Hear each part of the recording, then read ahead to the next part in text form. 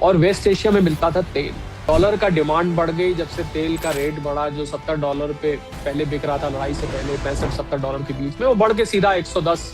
Crude के दाम बढ़ने से डॉलर की डिमांड बढ़ रही है, क्योंकि दुनिया का 60 से 70% व्यापार जो है वो यूएस डॉलर में करा जाता है। सोने चांदी की पोजीशंस को लिक्विडेट करके इन बॉन्ड्स में लगाना शुरू करते हैं, ऐसा माना जाता है। मुझे लगता है ये एक टेम्परेरी फेस है, अभी वो इसको खरीद सकते हैं। उतार चढ़ाव का दौर जिसकी आप जिक्र कर रहे हैं, तो बिल्कुल ये उतार चढ़ाव का दौर बना हुआ है। बहरहाल सोने चांदी और स्टॉक मार्केट्स की जो मूवमेंट है वो इस पागल व्यक्ति की वजह से आपको इतनी वॉलेटिलिटी दिखाई दे रही है। सर, इस बद दिमाग, कमजोर दिमाग या पागलपन की सारी हदें पार करने वाले एक बेकाबू दिमाग वाले इंसान तो नहीं कहेंगे, आदमी कहिएगा, ट्रंप के चलते क्या सर जो भारत में सोने चांदी को लेके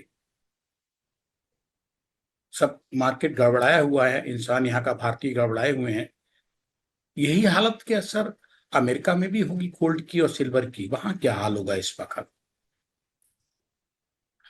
देखिए, मैं आपको ये बहुत स्पष्ट रूप से बताना चाहूंगा संजीव कि भारत में जो रेट होता है सोने चांदी का, सोना चांदी, पहली बात तो ये नोट कर लीजिए, एक अंतरराष्ट्रीय कमोडिटी है, ये भारतीय कमोडिटी नहीं है। भारत में तो मात्र अगर 100 ग्राम सोना आप यहाँ इस्तेमाल करते हैं तो उसमें से मात्र 1 ग्राम भारत में पैदा होता है, यानी भारत में उसका खनन किया जाता है।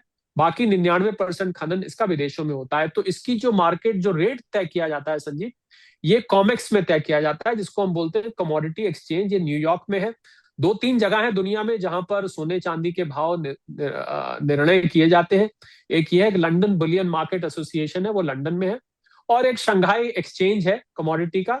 ये 2-3 सोने चांदी के व्यापार के बड़े हब इस समय दुनिया में है। और कीमत इसकी कॉमेक्स में, इसको हम प्राइस डिस्कवरी कहते हैं, यानी कि कीमत कैसे डिस्कवर की जाती है, कहाँ डिस्कवर की जाती है। 2-3 सोने चांदी के बड़े होल्डर्स हैं इस समय दुनिया में। जेपी मॉर्गन है, एचएसबीसी है, यूबीएस है। ये 3 संस्थाएं दुनिया की, दोनों तीनों के तीनों निजी संस्थाएं हैं। यूबीएस में कुछ स्विट्जरलैंड सरकार का कुछ हिस्सा है, परंतु हम मानते हैं 3 बड़ी इनके पास, माना जाता है कि सोने के बड़े भंडार हैं, और यही ऑक्शन करके सोने चांदी की प्राइस डिटरमिन की जाती है रोज के रोज, और उसके आधार पर कॉमेक्स में इसकी ट्रेडिंग की जाती है। उसके बाद इसमें सट्टेबाजी होती है, जिससे ये कीमत ऊपर और नीचे जाती है। जब लॉन्ग कॉन्ट्रैक्ट ज्यादा हो जाते हैं तो ये ऊपर जाती है, जब शॉर्ट कॉन्ट्रैक्ट ज्यादा हो जाते हैं तो ये नीचे को आने लग जाती है। प्योर सट्टेबाजी है। ऐसा कुछ नहीं है संजीव के देश, दुनिया के बड़े निवेशकों ने, जिसमें दुनिया के सबसे बड़े निवेशक दुनिया के सेंट्रल बैंक्स हैं, उन्होंने सोना बेचा हो, ऐसा बिल्कुल नहीं है। ये सिर्फ और सिर्फ सट्टेबाजी है। क्रूड ऑयल की कीमत देख के सट्टेबाज आके इसके शॉर्ट कॉन्ट्रैक्ट्स क्रिएट करने लगते हैं। क्रूड ऑयल जब गिरता है तो वो लॉन्ग कॉन्ट्रैक्ट क्रिएट करने लगते हैं। ये इसके मूवमेंट का ऊपर और नीचे फिलहाल कारण है। जो लॉन्ग टर्म निवेशक है उसको बिल्कुल कोई चिंता करने की जरूरत नहीं। डॉक्टर शरद कोली साहब, हो सकता है ये मेरा सवाल बहुत छोटा सा या अजीब सा लगे, हो सकता है बेतुका भी लगे। मैं जानना ये चाहता हूं एक आम नागरिक भारतीय के होने के नाते कि सर इस वक्त जब मिडिल ईस्ट ने हड़कंप मचाया हुआ है, चाहे तेल हुआ, चाहे सोना चांदी हुआ, जो भी है, अर्थव्यवस्था के साथ हिला दी ईरान ने अर्थव्यवस्था, ठीक है। ऐसी स्थिति में सर दुनिया में ऐसा कौन सा देश है जहां आज भी सोने चांदी की कीमतों पे कोई फर्क नहीं पड़ा और वहां सोना चांदी बहुत सस्ता है, था और आगे भी रहेगा? और क्यों सर? मैं जानना चाहता हूं एक नागरिकों की, जो दर्शक हैं स्टेटमेंट के, उनकी जानकारी के लिए कि दुनिया के इन देशों में सोना हमेशा सस्ता ही रहता है, क्यों रहता है? वहां कोई उथल पुथल नहीं बसती है, वहां ट्रंप का कोई असर नहीं, वहां ईरान का, इसराइल का कोई असर नहीं होता है। क्या ऐसा कोई देश है धरती पे? देखिए, अंतरराष्ट्रीय स्तर पर जब सोना और चांदी ट्रेड किया जाता है संजीव, तो ये जो कीमत न्यूयॉर्क में कॉमेक्स में तय की जाती है, इस कीमत को पूरे विश्व में मान्य किया जाता है। यानी कि पूरे विश्व में जब भी ट्रेड किया जाएगा, ये बात और है, कई बार एक एक अंग्रेजी में शब्द होता है लैग। लैग का मतलब है, मान लीजिए आज जो कीमत तय हुई, हो सकता है उस देश में तीसरे चौथे दिन जाके आए। जैसे उदाहरण के तौर पर मैं आपको चीन का बताता हूं। चीन में सोने और चांदी की कीमत बाकी की दुनिया से थोड़ी महंगी है। आपने सस्ती की बात करी, मैं आपको महंगी का बताता हूं। वहां पर अमूमन बाकी के दुनिया से महंगी रहती है। उनका अपना शंघाई कमोडिटी एक्सचेंज है, मेटल एक्सचेंज है, वो उस हिसाब से कीमत चलाते हैं, थोड़ा सा फर्क रहता है।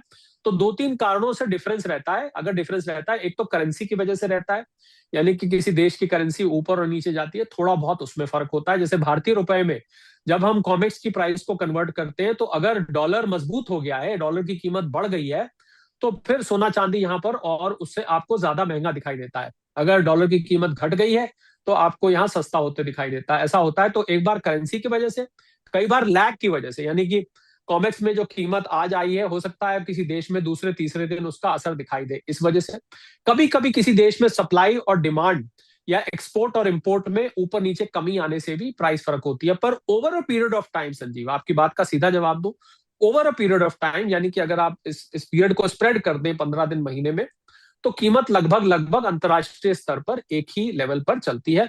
ऐसा कोई बहुत मेजर डिफरेंस आपको किसी देश में नहीं दिखाए। अगर ऐसा हो, संजीव, तो दुनिया भर के सोने चांदी के व्यापारी जहाज पकड़ के उस देश में पहुंच जाएंगे और वहां से सोना उठा के लाने लग जाएंगे।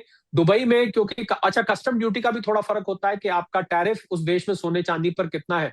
जैसे उदाहरण के तौर पर दुबई में सोने चांदी पर जो कस्टम टैरिफ है वो बहुत लो है।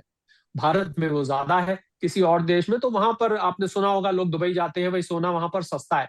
वो तो आजकल उतना नहीं रह गया, थोड़ा बहुत फर्क होता है, 500 हजार रुपए, 1500 रुपए का फर्क होता है। पर over a period of time इतना फर्क अब, संजीव, कहीं भी नहीं है। इसको हम मार्केट की भाषा में बोलते हैं आर्बिट्राज। इतना कहीं नहीं कि आप आर्बिट्राज कर सके। आर्बिट्राज का मतलब एक जगह से महंगा खरीदा, सस्ता खरीदा, दूसरी जगह महंगी जगह बेच दिया, फिर सस्ता खरीदा, महंगी जगह बेच दिया। अरे आप तो छोड़िए, दिल्ली में और चेन्नई में रेट में बहुत फर्क होता है, संजीव, क्योंकि यहाँ से ट्रांसपोर्टेशन लगती है। आपको अगर साउथ इंडिया जाएंगे, वहां पर सोना चांदी महंगा मिलेगा, तो कई बार ट्रांसपोर्टेशन का, कस्टम का, करेंसी का और टाइम लैग का, इन चारों की वजह से थोड़ा थोड़ा आपको फर्क दिखाई देता अरे कोहली साहब, भारत के परिप्रेक्ष्य में बात करूं, आज इस टाइम हम लोग अप्रैल 2026 में बात कर रहे हैं। आप मान के चलिए सर, है। जी। 2 साल बाद अप्रैल 2028, पूरे में सर 24 महीने अगर लेके चलूं, तो सर 24 महीने बाद भले ही दुनिया में क्या हो रहा है क्या नहीं बहुत ज्यादा है, अगर आज की इसी परिस्थितियां बनी रहती हैं, ईरान इसराइल वाली इस टाइप से थोड़ा सा मतलब असंतुलित रहता है, शांति नहीं रहती है, तब सर 24 महीने बाद या 2 साल बाद कहाँ खड़ा होगा सर भारत में सोना रेट के हिसाब से, और कहाँ खड़ा होगा चांदी किलो के हिसाब से और सोना तोले के हिसाब से, एक आइडियल।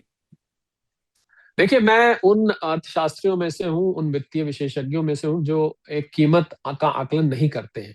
परंतु एक जनरल आइडिया लेने के लिए जी। मैं आपको ये कह सकता हूँ कि सोना आपको 2-2.5 लाख रुपए प्रति 10 ग्राम दिखाई देना चाहिए। चांदी आपको करीब 4 से 5 लाख रुपए के बीच में दिखाई देनी चाहिए। और ये बहुत बहुत देर नहीं है इस कीमत को पहुंचने में। मुझे लग रहा है आपको 2 साल के अंदर अंदर ये कीमत दिखाई दे जाएगी, क्योंकि ये जो अभी मौजूदा हालात है, ये हालात ऐसे ही नहीं रहेंगे। क्रूड ऑयल से अभी सोने का, जैसा कि मैंने आपको शुरू शुरू में समझाया था, सोने और क्रूड ऑयल की जो ये रिश्तेदारी बन गई है, यानी कि क्रूड ऑयल का ऊपर जाना, डॉलर की डिमांड बढ़ना, डॉलर इंडेक्स बढ़ना, बॉन्ड यील्ड बढ़ना और सोने चांदी पे, ये रिश्तेदारी जब तक बनी रहेगी बस तभी तक के लिए है। जैसे ही ये रिश्तेदारी टूटेगी, सोना चांदी अपनी चाल चलने लगेंगे, क्योंकि सोने चांदी का भविष्य मुझे बहुत उज्जवल नजर आता है। शुक्रिया डॉक्टर शरद कोहली साहब, स्टेटमेंट हिंदी से बात करने के लिए। दूटू सोने चांदी थैंक यू। पे की हड़बड़ाइए मत, सोच समझ के कदम बढ़ाइए। सफलता उसी के पास रहेगी जिसकी जेब में सोना और चांदी होगा। हड़बड़ाने से काम नहीं चलेगा। इसके लिए बहुत बहुत धन्यवाद। धन्यवाद। Thank you.